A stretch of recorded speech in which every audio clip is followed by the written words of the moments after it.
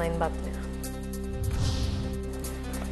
महाबळेश्वरचा वेण्णा लेक पूर्ण क्षमतेने भरून झाला ओव्हरफ्लो। महाबळेश्वरमध्ये सुरू असलेल्या दमदार पावसामुळे वेण्णा लेक हा यावर्षी जून महिन्यातच पूर्ण क्षमतेने भरल्याने लेकच्या सणव्यातून पाणी वाहायला सुरुवात। गंगापूर धरणातून पाण्याचा विसर्ग वाढवण्यात आल्याने गोदाघाट परिसरात पाण्याच्या पातळीत वाढ, तोंड्या मारुतीच्या गुडघ्यापर्यंत पाणी।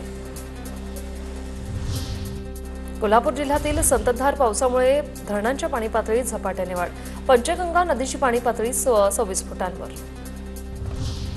रत्नागिरीत पावसाची हजेरी, खेडमधील जगबुडी नदी इशारा पातळीवर, रत्नागिरीला आजही मुसळधार पावसाचा इशारा।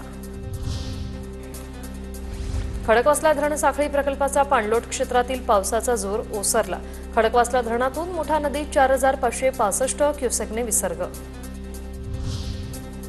वरणघाट अवजड वाहतुकीसाठी 30 सप्टेंबरपर्यंत बंद, पावसाळ्यात दरड कोसळण्याच्या घटनांच्या पार्श्वभूमीवर हा निर्णय।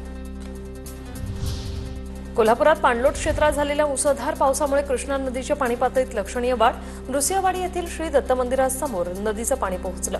भाविकांनी सतर्क राहावं, मंदिर आणि स्थानिक प्रशासनाचं आवाहन।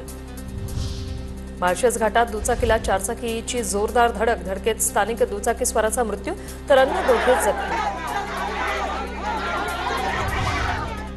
नाशिकच्या सिन्नरमधील पापळेवाडी कोनंबो गावाला जोडणाऱ्या पुलाचा भराव वाहून गेला।